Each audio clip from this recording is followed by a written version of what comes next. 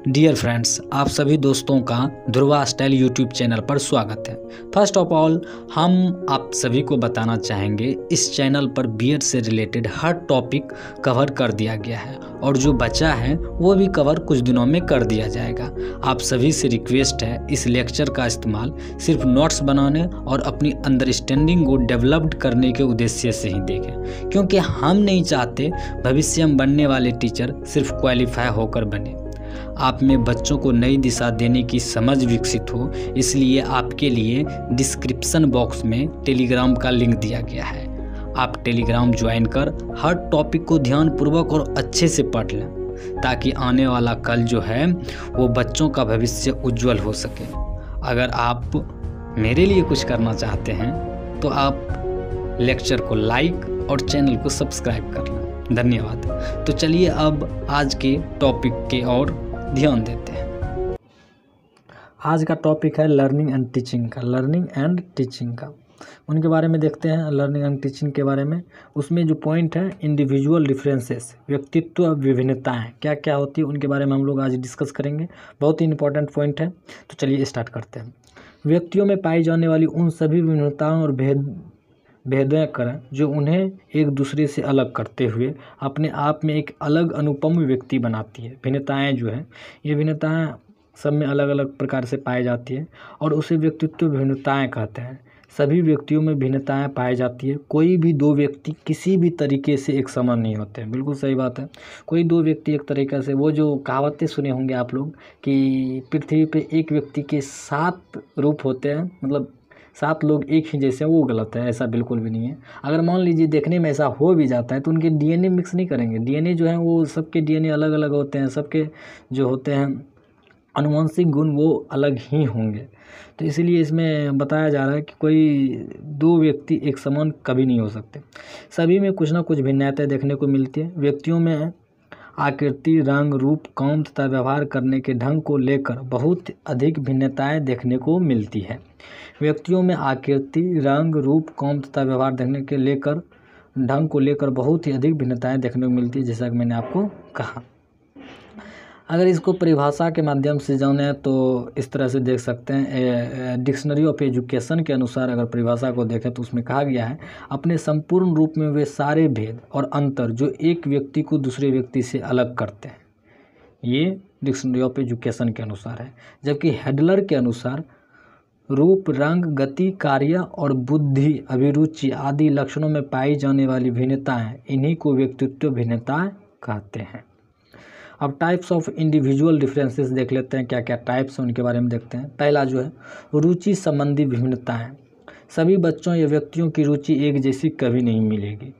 दोनों में विभिन्नताएं देखी जा सकती है। रुचि वह शक्ति है जो हमें किसी व्यक्ति, वस्तु, काम की ओर ध्यान देने के लिए मजबूर करती है।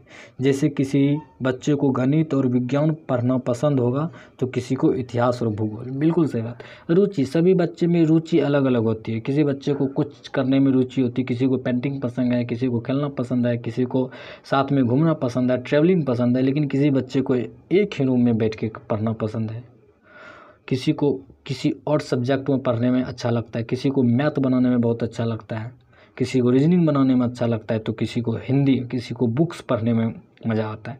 ये भिन्नताएं जो है सभी में अलग अलग, सभी बच्चों में अलग अलग प्रकार से होती है। वो रुचि के आधार पर होता है। दूसरा पॉइंट देखते हैं अभिवृत्ति संबंधी भिन्नताएं।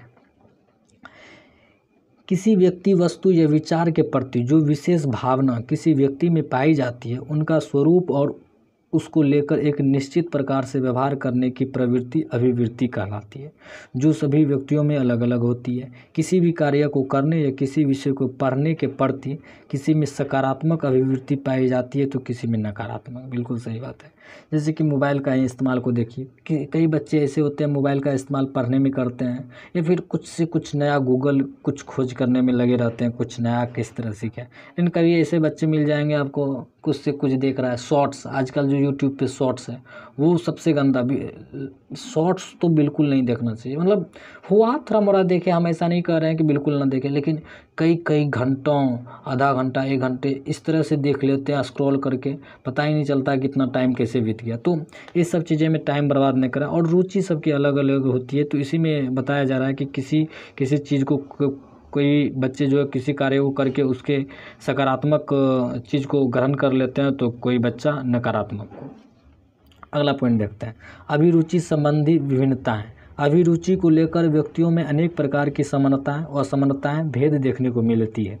अभिरुचि कुछ विशेषताओं का संग्रह है जो किसी व्यक्ति की उस क्षमता की जानकारी देता है जिसके द्वारा किसी विशेष ज्ञान कौशल जैसे बोलने की योग्यता, संगीत की योग्यता, मशीनी कार्य करने की योग्यता का अर्जन कर सकता है। बिल्कुल सही बात है। अभिरुचि संबंधी विभिन्नताएं, उनके बारे में अगर हम लोग देखें तो पहला ज्ञान कौशल, जैसे कि बोलने की योग्यता, किसी में इतनी अच्छी बात को, अपनी बात को इतनी अच्छी से रख पाते हैं कि सामने वाले सुन के बहुत ही खुश हो जाते हैं। तो बात करने की योग्यता होती है वो सब में अलग अलग होती है। संगीत की, कोई इतने मधुर स्वर में गाना गाते हैं उनको लगेगा कि रियल में ये सिंगर ही हैं, लेकिन सब बच्चे में अलग अलग प्रकार की कौशल होती है।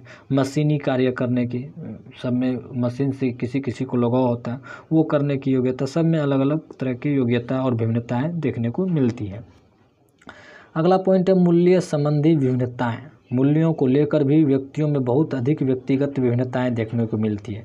सभी व्यक्ति अपने जीवन मूल्यों का चुनाव अपनी शारीरिक, मनोवैज्ञानिक, भौतिक, सामाजिक, सांस्कृतिक और आध्यात्मिक ज़रूरतों को ध्यान में रखकर ही करते हैं।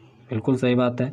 इसमें कहा रहा है सभी व्यक्ति जो है अपने जीवन में मूल्यों का जो चुनाव करते हैं, शारीरिक, मनोवैज्ञानिक, भौतिक और सामाजिक, सांस्कृतिक, जो कई स्टूडेंट बच्चे होते हैं जिस समाज में जैसे पलते हैं उसको ही देख के भी सीखते हैं। अगर कोई समाज में कोई बड़े आदमी बन गए हैं या बिजनेसमैन, वो कोई गवर्नमेंट जॉब ले लिए हैं, तो बच्चे उनको देखकर अपने आप को उस तरह से ढालते हैं कि हम भी आगे चल के ये करेंगे, ऐसा करेंगे। ये सब चीज़ उनके व्यक्तिगत भिन्नताओं देखने को मिलती है और जो कि हर बच्चे में अलग अलग होती है। अगला पॉइंट है महत्वाकांक्षा स्तर संबंधी विभिन्नताएं। हम सभी के जीवन में महत्वाकांक्षा का बहुत अधिक महत्व है।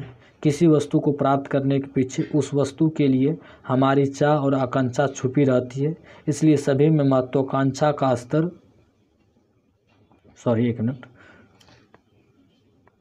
महत्वाकांक्षा का स्तर जो है अलग अलग देखने को मिलता है। अगला पॉइंट है आत्म अवधारणा संबंधी विभिन्नताएं। व्यक्ति को अपने व्यवहार, योग्यता तथा अच्छाइयों के बारे में जो भी निर्णय, मूल्य तथा अभिवृत्तियां होती है उसी के समग्र रूप को व्यक्ति के आत्म संप्रत्यय कहा जाता है। इसमें व्यक्ति स्वयं अपने बारे में अवधारणा का निर्माण करता है। इसमें जो कह रहा है आत्म अवधारणा, व्यक्ति के अपने व्यवहार, उनका जो व्यवहार होता है व्यक्ति और उनकी योग्यता और उसकी अच्छाइयों में जो भी निर्णय, मूल्यों तथा अभिवृत्ति होती है उस रूप में उनके विभिन्नताएं देखने को मिलती है। अध्ययन आदतें संबंधी विभिन्नताएं। अध्ययन में आदत जो है, अध्ययन करने में, कोई पढ़ने में, उसका जो संबंधी विभिन्नताएं हैं वो उसके बाद में उस पॉइंट पे हम लोग डिस्कस कर लेते हैं। सभी व्यक्तियों में अध्ययन संबंधी आदतें अलग अलग पाई जाती हैं। सभी अपनी अपनी पसंद की पुस्तकें, साहित्य पढ़ने में रुचि रखते हैं। कोई पढ़ने में कम समय लेता है तो कोई ज़्यादा, या कोई पढ़ने में रुचि ही नहीं रखता। बिल्कुल सही बात है। अध्ययन करने में बहुत सारे ऐसे बच्चे और स्टूडेंट को आप लोग देखते होंगे जो कि उनको अलग अलग सब्जेक्ट में मज़ा आता है पढ़ने में। किसी को नोवेल पढ़ने में मज़ा आ रहा है, किसी को साहित्य, मतलब अलग अलग पुस्तक पढ़, और किसी बच्चे को देखते हैं पढ़ने का मन ही नहीं करता है, वो पढ़ना ही नहीं चाहता है। तो हर बच्चे में अलग अलग तरह की आदतों में जो उनकी संबंध विभिन्नताएँ हैं वो चीज़ देखने को मिलता है। और विभिन्नताएं आप अपने समाज को देखकर या आस पड़ोस या हर चीज़ में भिन्नताएं देख सकते हैं कि बच्चे या एक व्यक्ति और एक स्टूडेंट में किस किस प्रकार से विभिन्नताएं हो सकती है। और ऐसा नहीं कि हम जो पॉइंट लिखे हैं इसी पॉइंट पर आप डिस्कस करें, आप अपने से पॉइंट भी जोड़ सकते हैं कि एक व्यक्ति, मतलब एक छात्र और बच्चे में किस तरह से विभिन्नताएँ पाई जाती है। ठीक, नेक्स्ट पॉइंट, उपलब्धि संबंधी विभिन्नताएँ। सबकी उपलब्धियों का स्तर एक जैसा नहीं होता, उसमें बहुत अधिक विभिन्नताएं देखने को मिलती है। व्यक्ति किस क्षेत्र में कहाँ तक कितनी उपलब्धि कर पाता है यह उसकी क्षेत्र विशेष की रुचि, अभिप्रेरणा, सामर्थ्य और योग्यता, सीखने का स्तर आदि अनेक बातों पर निर्भर करता है। ये बात भी होना चाहिए बच्चे में और व्यक्तियों में या स्टूडेंट में, जो भी हो, उनकी योग्यताओं पर और सीखने के स्तर पर निर्भर करता है कि वो कितना सीख पाता है, कितना समझ पाता है, वो जो कि बचपन से होता है या फिर जन्म से ही कई बच्चों में ऐसा देखने को मिलता है। अगला है मनोगौमिक कौशल संबंधी विभिन्नताएं। सभी में मनोगौमिक कौशल संबंधी विभिन्नताएं देखने को मिलती है, जैसे भागना, दौड़ना, तैरना, नाचना, पढ़ना, लिखना, ये सब फेंकना, ये सब बहुत सारे विभिन्नताएं आप देखते होंगे। किसी में भागने की कला जो वो भाग के दौड़ के बहुत आगे जा सकता है, और तैरना किसी को तैरने आता है, स्विमिंग करने आता है, किसी को नहीं आता है, किसी को डांसिंग करने आता है, किसी को पढ़ने आता है। बहुत सारे चीज़ अंतर आप या डिफरेंसेस जो हैं वो चीज़ आप देख सकते हैं और अपने नोट्स में या फिर एग्ज़ाम हॉल में लिख सकते हैं। अगला पॉइंट है शारीरिक वृद्धि और विकास संबंधी विभिन्नताएं। ये तो आप जान ही सकते हैं, जन्म से ही सभी में शारीरिक वृद्धि और विकास में विभिन्नताएं देखने को मिलती है।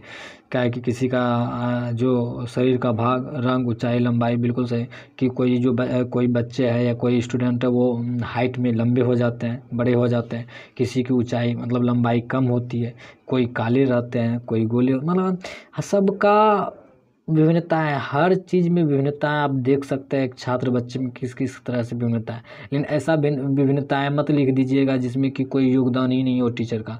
अब बच्चे में विभिन्नताएं है जिसमें कि रंग रूप में, तो उनके व्यवहार पे ये सब असर नहीं पड़ता है, लेकिन हाँ सामाजिक दृष्टिकोण से कुछ ना कुछ असर जरूर उन बच्चों पे पड़ता है। ये सब विभिन्नताएँ हैं, अगर इस तरह पॉइंट में सजा कर आप लिख सकते हैं।